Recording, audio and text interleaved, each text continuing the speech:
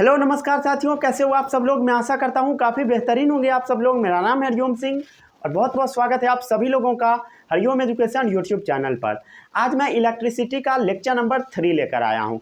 आज हम आपको पढ़ाएंगे एक बहुत इंपॉर्टेंट टॉपिक। वो टॉपिक है ओम्स लॉ।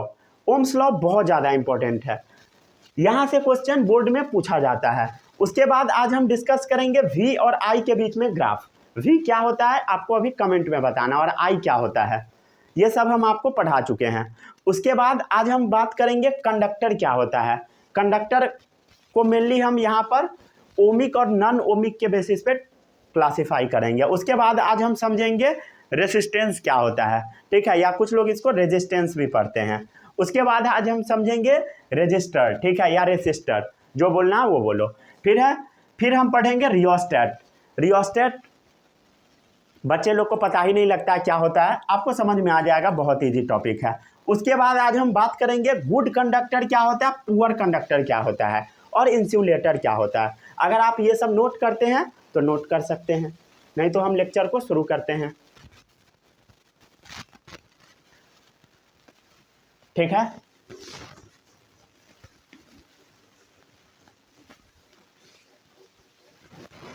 आज हम लोग को पढ़ना है ओम्स लॉ।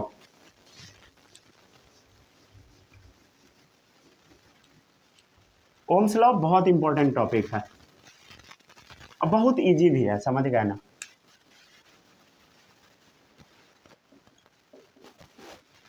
ओम्स लॉ, ठीक है। ओम्स लॉ सबसे पहले कहता क्या है वो हम समझ लेते हैं, ठीक है। भी क्या होता है बोलो, भी क्या होता है, भी क्या होता है बोलो। भी क्या होता है, पोटेंशियल डिफरेंस। अरे होता है ना भाई, पढ़ के आए हो, नहीं पढ़ के आए हो तो पहले का लेक्चर जाके देख लो। पोटेंशियल डिफरेंस जो होता है ये डायरेक्टली प्रोपोर्शनल होता है करंट के। भी क्या है बताओ, potential difference, potential difference across the end of conductor. और आई क्या होता है बोलो, करंट होता है। क्लियर है, मतलब ओम्स लॉ क्या कहता है, पोटेंशियल डिफरेंस करंट के डायरेक्टली प्रोपोर्शनल होता है। मेन यही स्टेटमेंट है, समझ गया किसका, ओम्स लॉ का। क्लियर है, चलो अब इसके बारे में हम क्या करते हैं डिटेल में समझ लेते हैं। ओम्स लॉ को दिए थे एक जर्मनी में रहने वाले फिजिसिस्ट, ठीक है। इसको दिए थे कौन, जर्मन फिजिसिस्ट।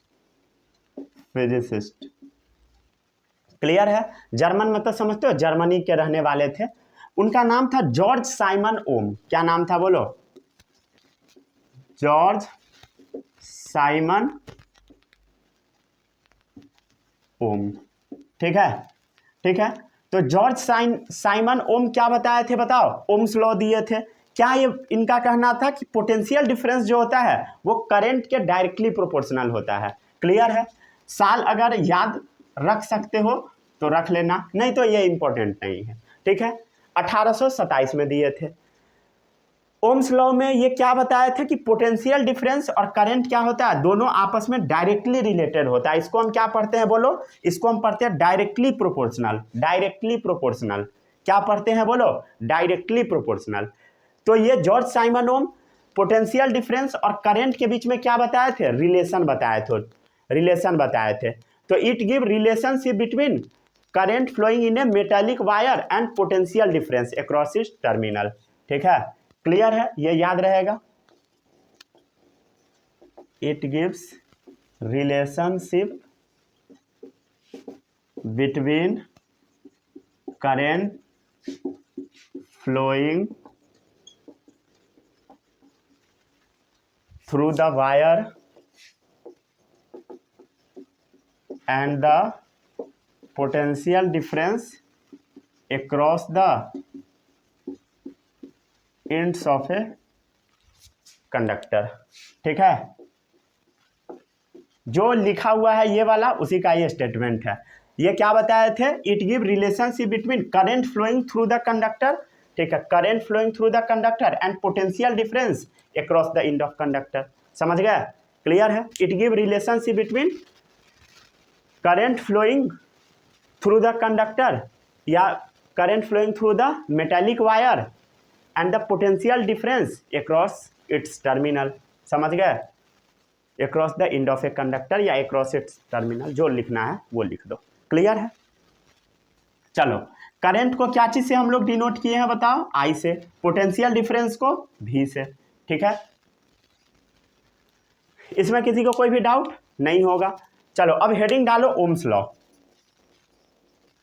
ठीक है, ओम्स लॉ का डेफिनेशन क्या होता है? तो ओम्स लॉ का डेफिनेशन यही है डेफिनेशन, लेकिन इसको बुक में और अच्छे से लिखता है, समझ गया? Electric current flowing through a conductor is, लिख देते हैं फिर से। ठीक है, electric current flowing through a conductor is, क्या होगा? करंट डायरेक्टली प्रोपोर्शनल होगा पोटेंशियल डिफरेंस के।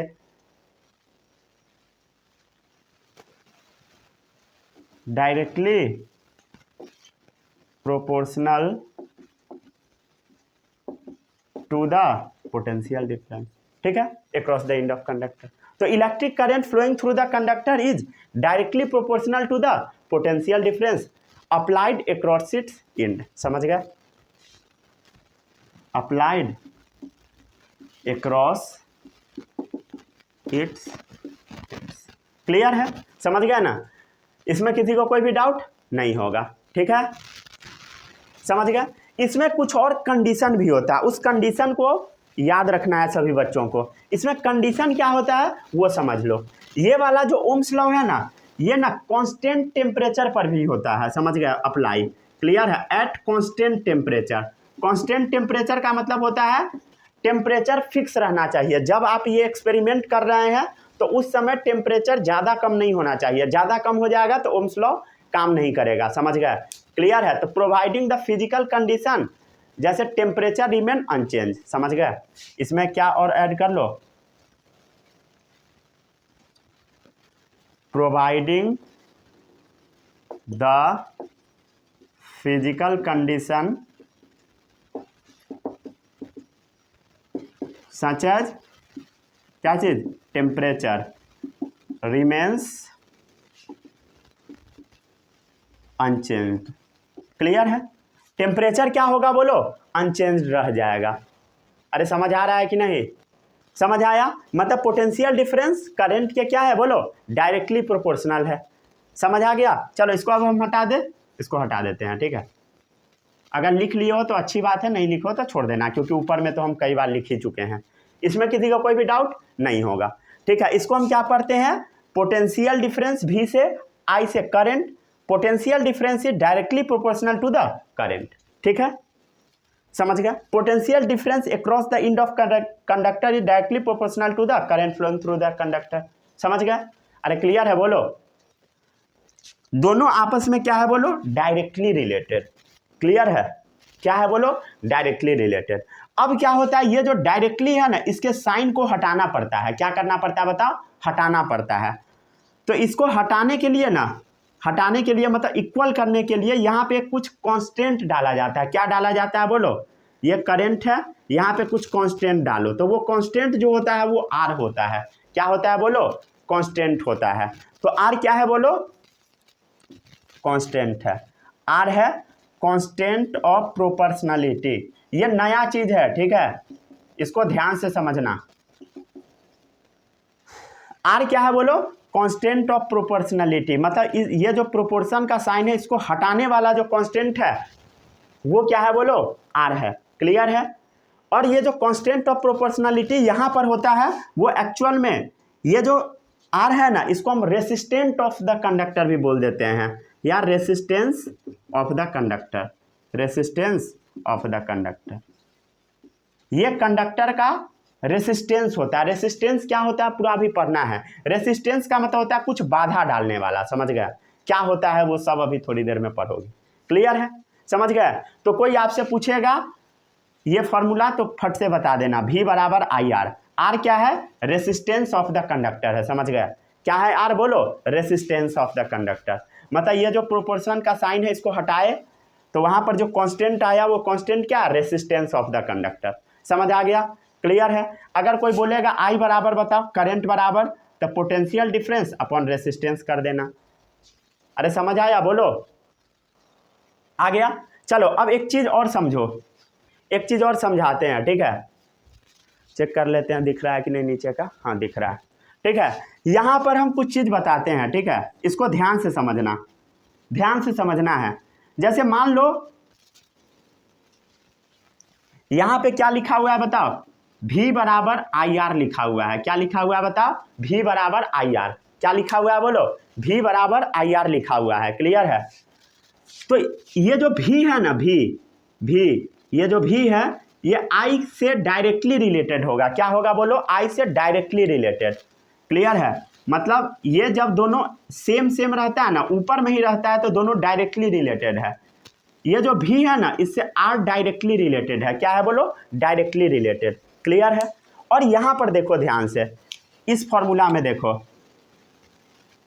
इस फॉर्मूला में देखो हम क्या बताए हैं, ऊपर वाला जो होगा डायरेक्टली रिलेटेड होगा। ऊपर वाला जो होगा, जैसे यहाँ देखो I और V है, तो I और V क्या है बोलो, डायरेक्टली रिलेटेड। I और V क्या है, डायरेक्टली रिलेटेड। वो तो हम अभी पढ़ भी चुके हैं, समझ गए।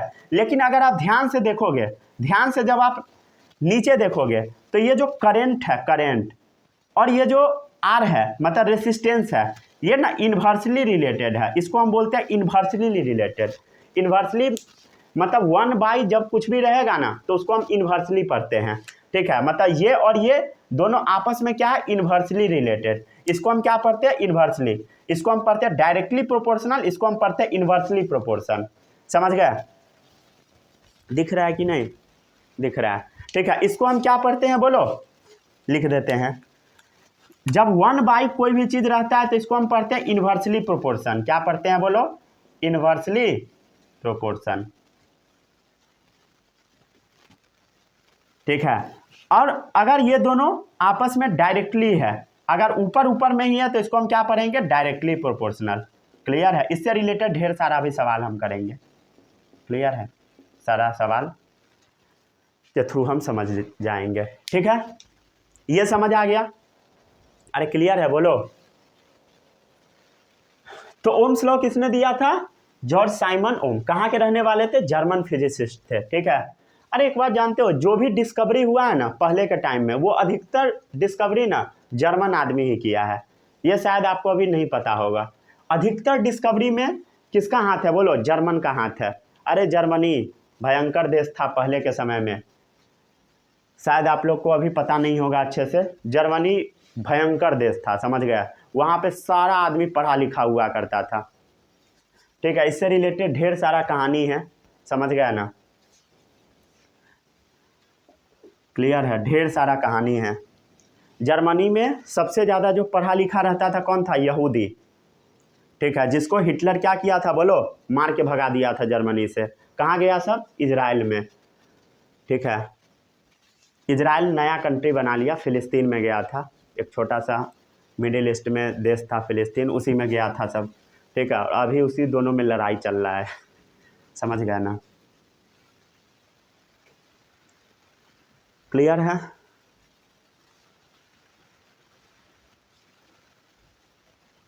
चलो इसको नोट करो।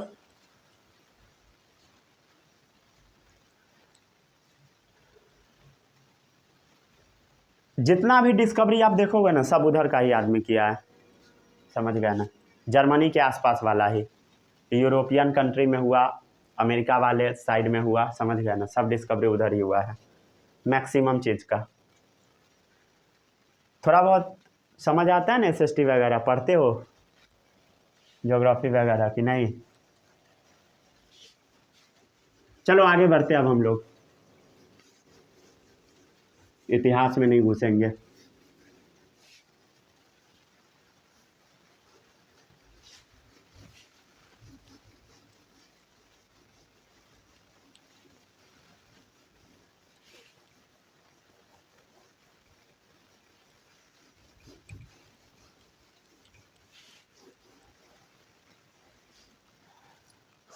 ठीक है, ये समझ आ गया, क्लियर है। अरे बोलो समझ आ गया। अभी हम क्या बताए हैं, क्या बताए हैं बोलो, V बराबर आई आर, समझ गए। इसमें किसी को कोई भी डाउट नहीं होगा, ठीक है। अरे डाउट है तो बोलो, नहीं होगा डाउट। चलो यहाँ से बताओ, करंट बराबर क्या होगा, V अपॉन R होगा, ठीक है। इसमें कोई डाउट नहीं होगा। करंट बराबर क्या होता है, करंट इन्वर्सली प्रोपोर्शनल होगा रेसिस्टेंस से। ठीक है, अब इससे रिलेटेड हम कुछ सवाल करते हैं, समझ गया। पहला सवाल लिखो, if resistance is doubled, if resistance is doubled then current will be what. ठीक है, चलो विल बी या लिख दो करंट बिकम्स व्हाट, या विल बी, दोनों में से कुछ भी लिख सकते हो। चलो सॉल्व करके बताओ, सॉल्व करो। क्या है आंसर? नहीं आता है ऐसा सवाल ना। ठीक है, ये सवाल आपको करने आना चाहिए, समझ गए। क्यों करने आना चाहिए? क्योंकि एग्जाम में ये सवाल पूछा जाता है। चलो ये हम सिखा देते हैं। इफ रेसिस्टेंस इज डबल्ड, ठीक है, ये तो आपको अभी पता है। क्या पता है बताओ? यहाँ पर करंट और रेसिस्टेंस के बीच में रिलेशन वाला सवाल है। तो करंट और रेसिस्टेंस के बीच में क्या रिलेशन होता है ये आपको पता है, यहाँ पे हम लिख दिए। अब कह क्या रहा है वो समझो। इफ रेसिस्टेंस इज डबल्ड, मतलब यहाँ पे रेसिस्टेंस हम क्या माने हैं? आर माने हैं। तो रेसिस्टेंस को क्या कर देना है? 2R कर देना है। तब पूछ रहा है देन करंट बिकम्स, तब करंट क्या होगा वो आपको बताना है, समझ गए। मतलब क्या पूछ रहा है? ठीक है, अरे करंट और रेसिस्टेंस के बीच में इन्वर्सली रिलेशन होता है ना, तो ये हम आई मान लिए तो इसको कुछ मान ले, आई डैश मान लेते हैं, ऊपर में एक डैश लगा देते हैं, या कुछ और भी मान सकते हो, समझ गए ना। तो हम आई इसको माने तो इसको आई डैश मान लिए। अरे यही तो है लिखा हुआ, करंट रेसिस्टेंस के इन्वर्सली प्रोपोर्शनल। यहाँ पे रेसिस्टेंस आर था तो यहाँ डबल करना है, मतलब 2R कर देना है। अरे समझ आ रहा है कि नहीं बोलो? तो 2R कर दिए हम लोग, इसमें किसी को कोई भी डाउट नहीं होगा। चलो एक बात बताओ, अब यहाँ बताओ आई डैश क्या होगा? 1 अपॉन, एक बात बताओ 1 अपॉन आर क्या है? 1 अपॉन आर आई लिखते हैं हम लोग, अरे लिखते हैं ना, बोलो 1 अपॉन आर क्या है? आई है। तो इसको हम क्या लिख सकते हैं बताओ? 1 अपॉन आर लिख सकते हैं। तो आई डैश बराबर क्या होगा? 1/2, और 1 अपॉन आर क्या है? आई। ठीक है, तो यही है, क्लियर है। मतलब आई डैश बराबर क्या आ गया बोलो? I/2, क्लियर है। तो करंट क्या हो जाएगा बोलो? इफ रेसिस्टेंस इज डबल, जब हम रेसिस्टेंस को डबल करेंगे तो करंट क्या हो जाएगा? करंट क्या हो गया बोलो? आधा हो गया। तो करंट बिकम्स हाफ। ठीक है, चलो छापो जल्दी।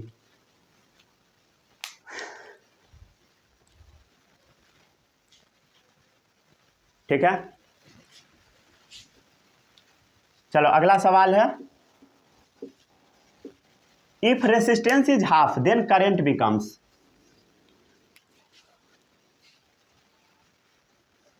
चलो बनाओ जल्दी से, बनाओ जल्दी जल्दी बनाओ। If resistance is half then current becomes, ये तो पता है आपको, रेसिस्टेंस को क्या कर देना? हाफ कर देना है, मतलब R/2 कर देना है। ठीक है, और ये वाला सॉल्व करने आता है कि नहीं? अरे ये सॉल्व करने आता है ना। क्या लिखा हुआ है? 1 डिवाइडेड बाई R/2, यही लिखा हुआ है ना भाई। ये सॉल्व जब नहीं होता है तो ऐसे करके सॉल्व कर लिया करो। ठीक है, जब इसको सॉल्व करोगे तो क्या आएगा? 1 × 2 ऊपर में जाएगा अपॉन R।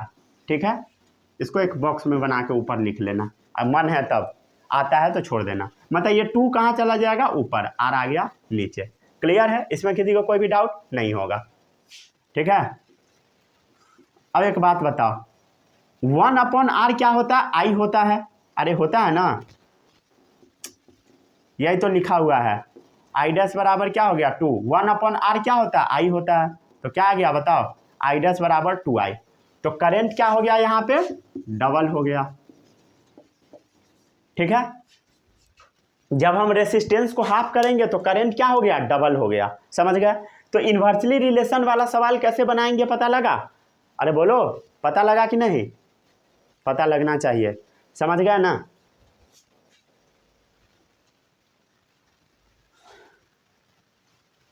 क्लियर, समझ गए ना। तो इन्वर्सली वाला में क्या होता है? उल्टा होता है, समझ गए। और जैसे ये है, क्या हम बताए हैं, जैसे भी डायरेक्टली है आई से, इसका मतलब क्या है? जब पोटेंशियल डिफरेंस बढ़ेगा तो करंट भी बढ़ेगा। क्लियर है, जब करंट बढ़ेगा तो ये भी बढ़ेगा, जब ये कमेगा तो ये भी कमेगा। समझ गया ना? चलो इसको नोट करो, जल्दी कर लिए नोट? इसको भी आप कर सकते हो। समझ गया ना? ये क्वेश्चन का आंसर है, समझ गए? चलो अब हम लोग आगे बढ़ते हैं। तो ओम्स लॉ क्या होता है पता लग गया? पोटेंशियल डिफरेंस करंट के डायरेक्टली प्रोपोर्शन होता है। इसमें एक कंडीशन क्या है? टेम्परेचर क्या होना चाहिए? कांस्टेंट होना चाहिए। कांस्टेंट टेम्परेचर नहीं लिखोगे नंबर कटेगा। समझ गए? चलो अब नया टॉपिक है, एक ही लाइन का है। कंडक्टर क्या होता है? जिससे करंट पास करता है, तार मान लो कंडक्टर। तो कंडक्टर दो टाइप का होता है, पहला है ओमिक कंडक्टर, दूसरा है non ohmic conductor. Non ohmic conductor. अब आप बोलोगे ओमिक कंडक्टर क्या होता है? जो ओम्स लॉ को ओबे करता है। क्लियर है? ओबे ओम्स लॉ, ठीक है। और जो ओम्स लॉ को ओबे नहीं करता है, डजंट ओबे ओम्स लॉ।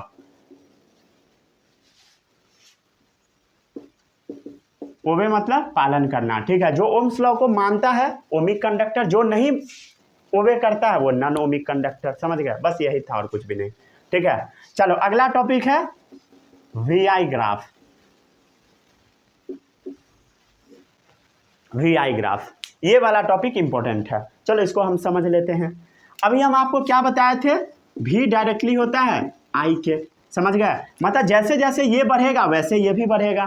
क्लियर है? जब ये डबल होगा तो ये भी डबल हो जाएगा।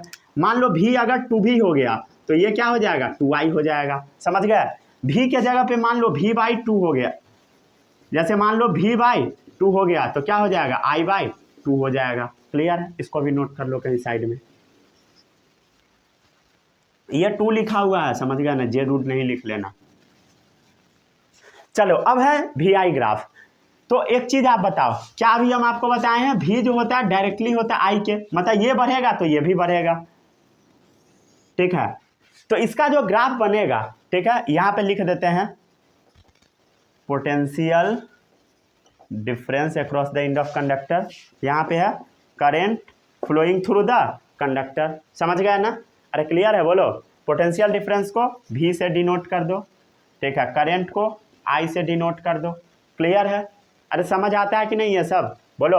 चलो अब क्या है बताओ? ये बढ़ेगा तो ये भी बढ़ेगा, तो इसका ग्राफ जो होगा कुछ इस टाइप का होता है। समझ आता है कि नहीं? ये सब ग्राफ पढ़े होगे। जब दोनों आपस में डायरेक्टली रिलेटेड है तो उसका ग्राफ ऐसे बनता है। मोशन में पढ़े होगे 9th क्लास में। अरे पढ़े थे कि नहीं? बोलो। तो इसका स्लोप क्या है? या बोलो। स्लोप, ठीक है। ये इसका ढलान है। क्लियर है? समझ गया ना? ये इसका स्लोप है। स्लोप से क्या मिलता है वो सब छोड़ दो।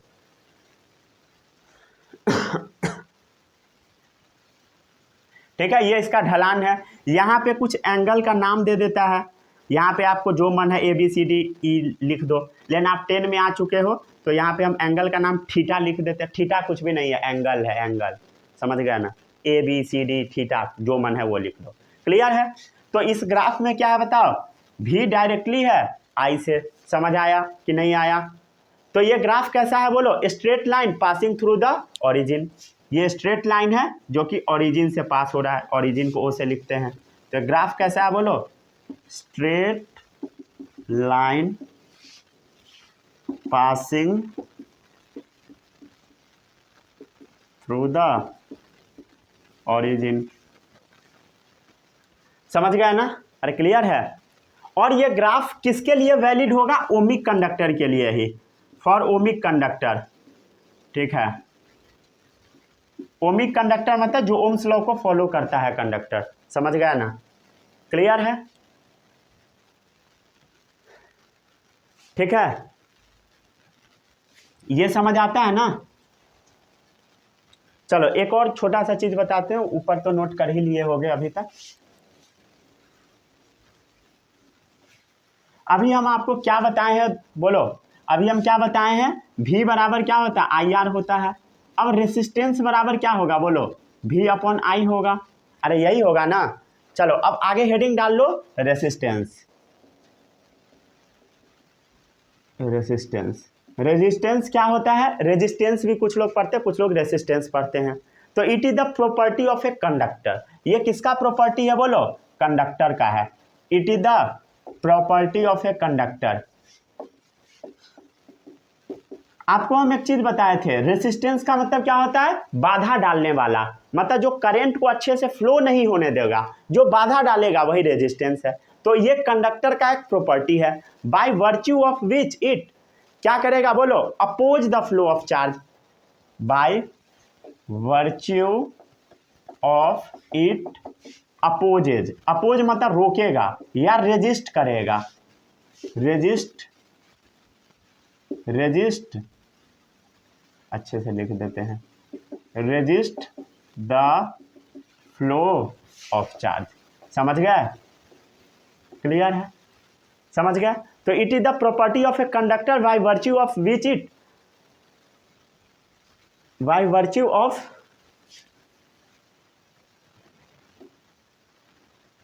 विच इट अपोजेज या resist the flow of charges. समझ गए? मतलब क्या होगा बोलो? तार जो है थ्रू इट मतलब तार से। समझ गए? तो तार से क्या नहीं होने देगा बोलो? करंट को अच्छे से फ्लो नहीं होने देगा। समझ गए? मतलब करंट नहीं बोलो, सीधे बोलो चार्ज को फ्लो नहीं होने देगा। ठीक है? क्लियर है? और इससे रिलेटेड अभी ढेर सारा चीज हम पढ़ेंगे। चलो इसको पहले इतना जल्दी जल्दी नोट करो। ठीक है? दिख रहा है सब अच्छे से?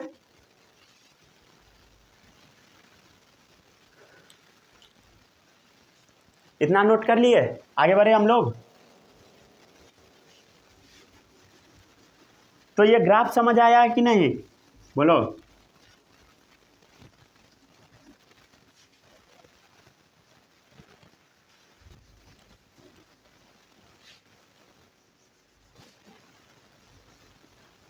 चलो आगे बढ़ते अब हम लोग। ठीक है? क्या पढ़ रहे थे अभी हम लोग बोलो? रेसिस्टेंस पढ़ रहे थे। इसमें किसी को कोई भी डाउट नहीं होगा? अरे डाउट है तो बोलो। ठीक है? डाउट नहीं होगा तो रेसिस्टेंस बराबर क्या होता है बोलो? V upon I. कैसे निकाले हैं? वहां पे लिखा हुआ है। क्लियर है? V बराबर IR है तो R बराबर क्या आ जाएगा? V अपॉन आई आ जाएगा। समझ गए? चलो अब हम इसका यूनिट देखते हैं। चलो इसका यूनिट बताओ। पोटेंशियल डिफरेंस का यूनिट क्या होता है बोलो? पोटेंशियल डिफरेंस का वोल्ट होता है। क्लियर है? तो लिख देते हैं हम लोग, क्या वोल्ट लिख देते हैं। करंट का यूनिट क्या होता है? एम्पियर होता है। समझ गए? तो रेसिस्टेंस का यूनिट क्या होगा? क्लियर है? वोल्ट बाई एम्पियर होगा पहला यूनिट, वोल्ट बाई एम्पियर। और वोल्ट बाई एम्पियर को हम ओम बोलते हैं। क्या बोलते हैं बोलो? ओम। ठीक है? और इसको हम डिनोट ऐसे करते हैं, इसको डिनोट हम ऐसे करते हैं, इसको ओमेगा पढ़ते हैं। क्या पढ़ते हैं हम बोलो? ओमेगा, या इसको ओम भी पढ़ सकते हो। ओमेगा पढ़ दो सबसे अच्छा। ये क्या है बोलो? ओमेगा, या इसको ओम भी पढ़ सकते हो। क्लियर है? अगर कोई बोलेगा 1 वोल्ट क्या हो, 1 वोल्ट डिवाइडेड बाय 1 एम्पियर बराबर क्या आएगा बोलो? 1 ओम आ जाएगा। अरे क्लियर है बोलो? समझ आया? क्लियर? समझ गया ना? तो अगर कोई बोलेगा 1 ओम को डिफाइन करो तो ओम क्या, 1 ओम क्या होता है बोलो? 1 वोल्ट अपॉन 1 एम्पियर। ठीक है? साफ से लिख दिए। समझ आया कि नहीं? अरे बोलो। तो इसका एसआई यूनिट क्या होगा बोलो? एसआई यूनिट इसका क्या होगा? ओम होगा। ओमेगा से लिखते हैं, पढ़ते क्या है? ओमेगा या ओम, जो मन है वो पढ़ दो। क्लियर है? अरे समझ गए? चलो अब एक चीज बताओ। अगर ये बोलेगा कि रेसिस्टेंस ऑफ कंडक्टर को डिफाइन करो, resistance of conductor of 1 ohm is defined as, चलो इसको डिफाइन करो तो 1 ओम रेसिस्टेंस को डिफाइन करो, 1 ओम रेसिस्टेंस को डिफाइन करो तो क्या होगा? क्या होगा बताओ? 1 एम्पियर जब करंट फ्लो करेगा, अगर 1 वोल्ट क्या होगा? पोटेंशियल डिफरेंस होगा across the end of conductor, तब जाके 1 ओम रेसिस्टेंस क्रिएट होगा।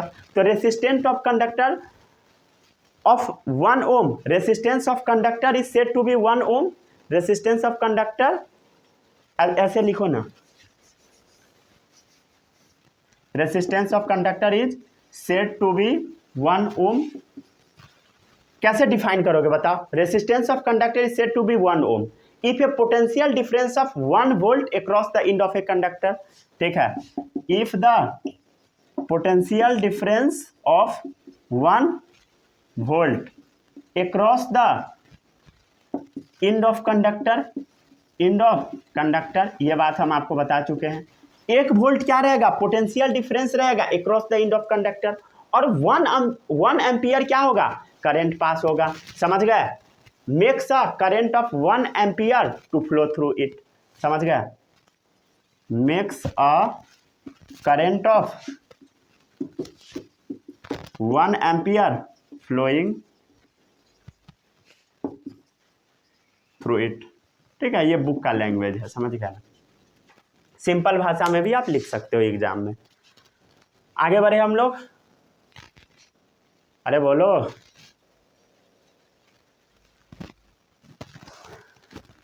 चलो कुछ सवाल देते हैं,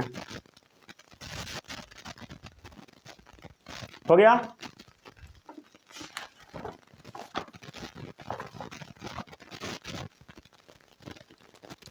नोट करो जल्दी, कौन सा टॉपिक है, रेसिस्टेंस।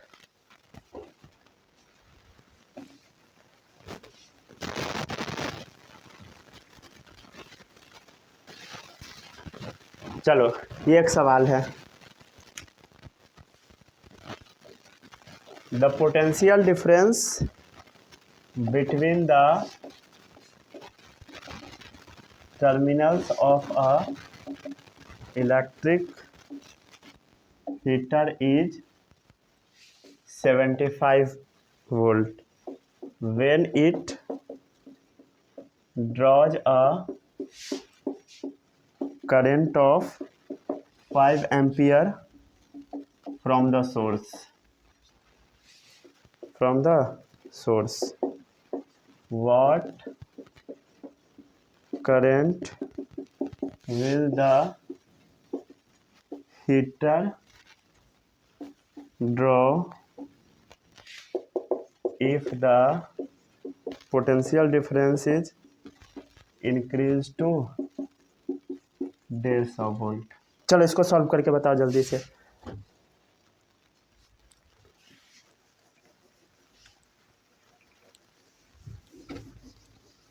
चलो साथ साथ बनाते हैं दोनों आदमी। चलो पढ़ो question. The potential difference between the terminal of electric heater is 75 volt. मतलब क्या दे रखा है बोलो, पोटेंशियल डिफरेंस दे रखा है 75 volt. When it draw a current of 5 ampere from the source, current कितना दे रखा है बोलो, 5 एम्पियर। वह क्या दे रखा है बता, 5 एम्पियर करंट दे रखा है। अब पूछ रहा है what current will be the heater draw if the potential difference increase to 150 volt.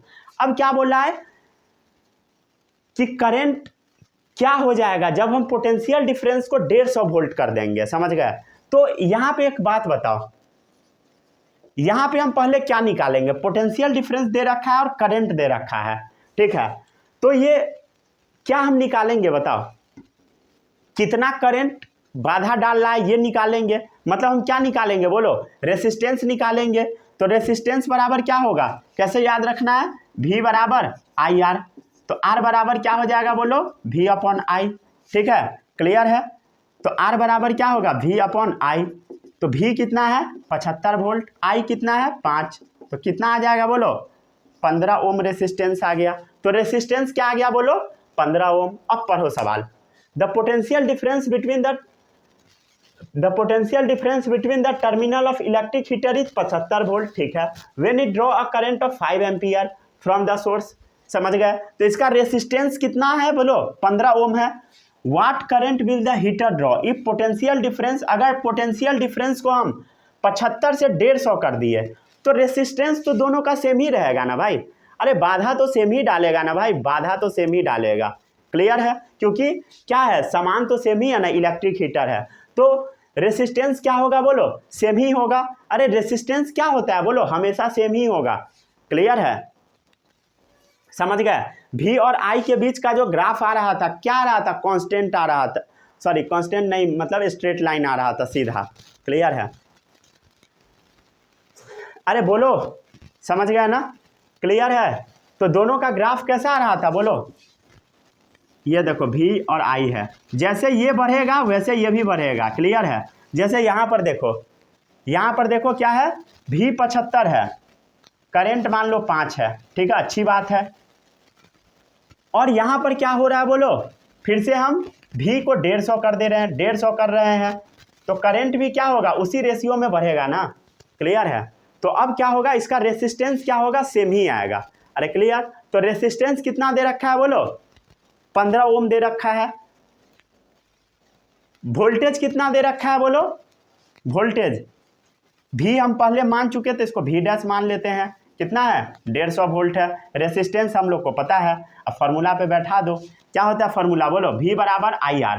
तो हम लोग को अभी क्या निकालना है, करंट निकालना है। तो I बराबर क्या होता है बोलो, I बराबर V upon R, V upon R होता है। अरे क्लियर है बोलो। तो यहाँ हम क्या करते हैं, V डैश कर देते हैं, V डैश कर देते हैं, क्योंकि दूसरा सवाल है, इसको I डैश कर देते हैं, ठीक है, समझ गए ना। तो V डैश कितना दे रखा है बोलो, V डैश कितना दे रखा है, 150 वोल्ट, क्लियर है। रेसिस्टेंस हम लोग को पता है, रेसिस्टेंस कितना है, 15 है, दोनों को कट करोगे क्या आ जाएगा, 10। तो करंट क्या आ गया, I डैश 10 एम्पियर, क्लियर। अरे समझ आया कि नहीं, ठीक है, आया होगा समझ में।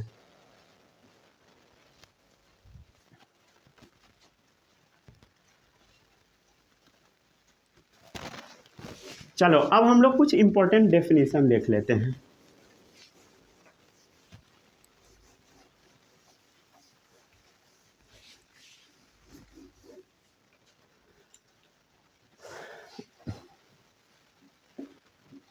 सम इंपॉर्टेंट डेफिनेशन,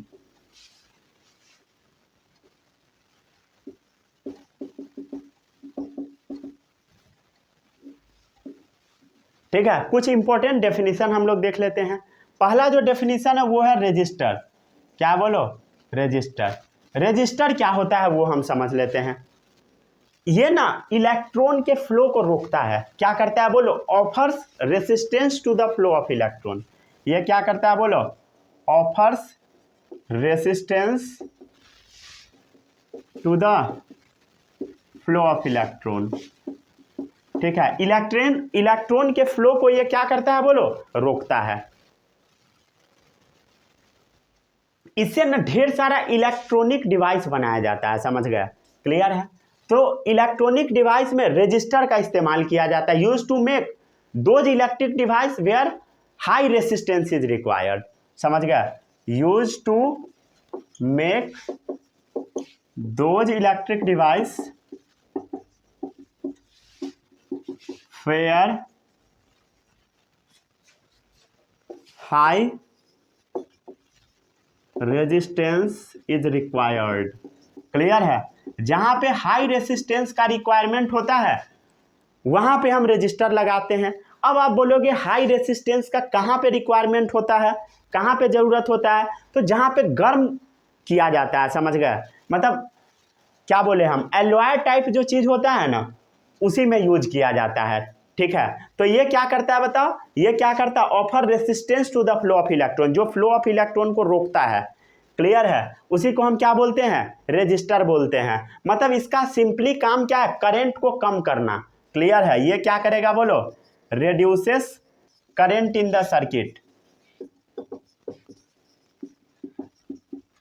फिर से समझो, रेजिस्टर क्या होता है, offer resistance to the flow of current, flow of current को रोकता है, मतलब वो करंट को क्या करता है, फ्लो ऑफ इलेक्ट्रॉन को रोकता है, मतलब करंट को रोकता है। Use to make those electric device where high resistance is required, जहां पे करंट को बहुत ज्यादा रोकने का जरूरत होता है वहां पे रजिस्टर लगाया जाता है, क्लियर है। एग्जाम्पल इसका हो गया रजिस्टर का अलॉय, अलॉय होता है, अलॉय जैसा कि अलॉय का कुछ एग्जाम्पल है, नाइक्रोम हो गया, क्लियर है, नाइक्रोम, नाइक्रोम हो गया, नाइक्रोम वायर, ठीक है। मैंगनीन हो सकता है, मैंगनीन, और भी हो सकता है कॉन्स्टेंटन, ठीक है। जहां पे गर्म उरम सामान को किया जाता है ना, गर्म, वहां पे ये मेनली यूज होता है, क्लियर है। जैसे इलेक्ट्रिक आयरन में रहेगा रजिस्टर लगा हुआ, ठीक है। तो नाइक्रोम, मैंगनीन, कॉन्स्टेंटन, क्लियर है, और समझ गए। चलो अगला है रियोस्टेट, ये आपको याद करना पड़ेगा, इसमें समझना कुछ भी नहीं है। रियोस्टेट को हम लोग वेरिएबल रजिस्टर भी बोलते हैं, क्या बोलते हैं बोलो? Variable resistor. क्या बोलते हैं? रियोस्टेट या वेरिएबल रेजिस्टेंस या वेरिएबल रेजिस्टर। ये क्या होता है? ये वेरिएबल रेजिस्टर लिख दिए तो यहाँ लिख देते हैं, ये वेरिएबल रेसिस्टेंस क्रिएट करता है। मतलब इससे आप रेसिस्टेंस को बढ़ा कमा सकते हो, समझ गए? Use to control the flow of electric current. ये इलेक्ट्रिक करंट के फ्लो को रोकता है, क्या चीज? रेजिस्टर, समझ गए ना? तो आप अपने हिसाब से करंट के फ्लो को बढ़ा कमा सकते हो रियोस्टेट की हेल्प से, समझ गए? तो use to control the flow of electric current. Clear है? Use to control the flow of electric current. Clear है? तो use to control the flow of current, flow of electric current by manually increasing या decreasing the resistance. समझ गए? हाथ से हम करते हैं, बाय मैनुअली इंक्रीजिंग या डिक्रीजिंग द रेजिस्टेंस। ठीक है, चलो तो दो हो गया। क्या क्या हो गया बोलो? रेजिस्टर हो गया और रियोस्टेट हो गया। ठीक है, अब अगला डेफिनेशन है गुड कंडक्टर का।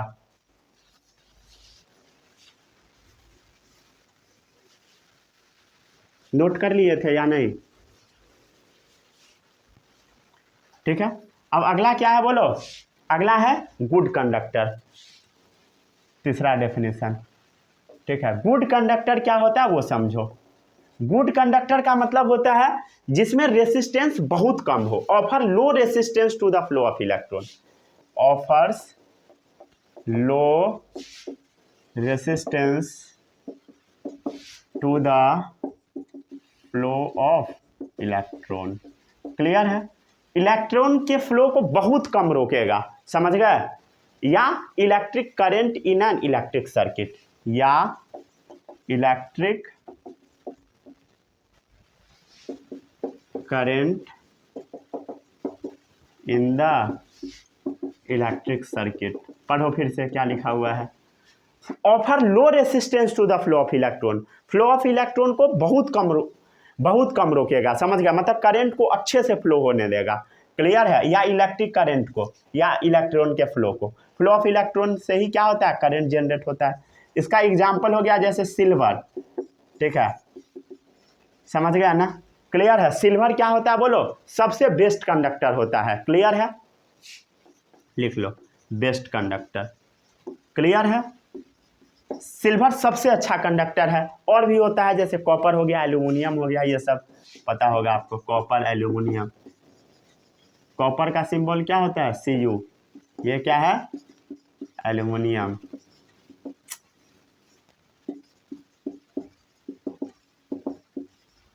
ठीक है, चलो अगला है बैड कंडक्टर। ठीक है, बैड कंडक्टर क्या होता है बोलो? जो अच्छा खासा रेसिस्टेंस को शो करता है, या पुअर कंडक्टर लिख दो। ठीक है, बैड कंडक्टर या poor conductor. Offer high resistance to the flow of electron, समझ गए? Offers high resistance to the flow of electrons या इलेक्ट्रिक करंट,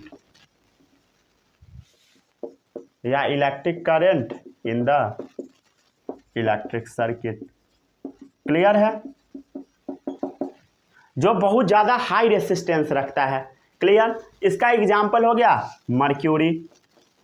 मर्क्यूरी का सिंबल सबको पता है, Hg। ठीक है, तो मर्क्यूरी क्या है? पुअर कंडक्टर है। लीड हो गया, स्टेनलेस स्टील हो गया। लीड समझते हो? लीड का यूनिट ये सिंबल Pb, समझ गया? स्टेनलेस स्टील क्या होता है? जिससे जो घर में बर्तन वगैरह होता है ना, वो स्टेनलेस स्टील का ही बना होता है। क्लियर है? Alloy of iron and chromium. Clear? Alloy of iron and chromium. तो ये सब इसका कुछ एग्जाम्पल है। किसका बोलो? पुअर कंडक्टर का। समझ गया ना? जो जो एग्जाम्पल बता रहे हैं वही याद रखना है। क्यों वो याद रखना है? क्योंकि बुक में यही दे रखा है और यही एग्जाम में आएगा। अपना दिमाग नहीं लगाना है, समझ गए? ये भी बुक पढ़ लिए, वो भी पढ़ लिए, वो भी पढ़ लिए, उसमें से सब नोट आउट कर लिए, इतना मोटा नोट्स बना लिया। ऐसा नहीं करना है। जो आपको पढ़ाया जा रहा है एकदम रिफाइंड है, समझ गया ना। चलो आगे बढ़ते हैं। अगला है इंसुलेटर। ठीक है, नोट कर लिए। ठीक है, ठीक है। पांचवा है इंसुलेटर।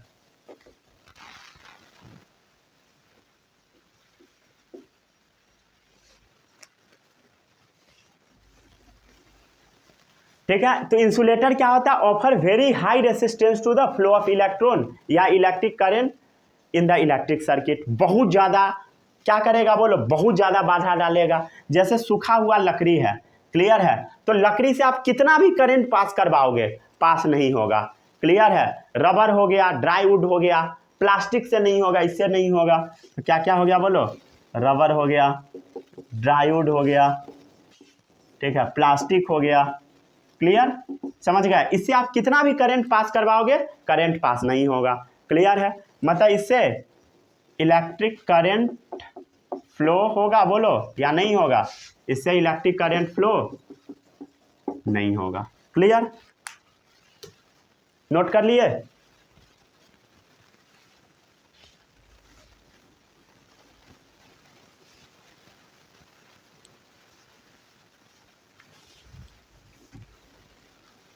ठीक है, चलिए यहाँ पे आपका लेक्चर समाप्त होता है। मिलते हैं हम लोग अगले लेक्चर में, इससे आगे पढ़ेंगे। जो जो पढ़ाया अच्छे से पढ़ के आना। All the best, bye bye, जय हिंद।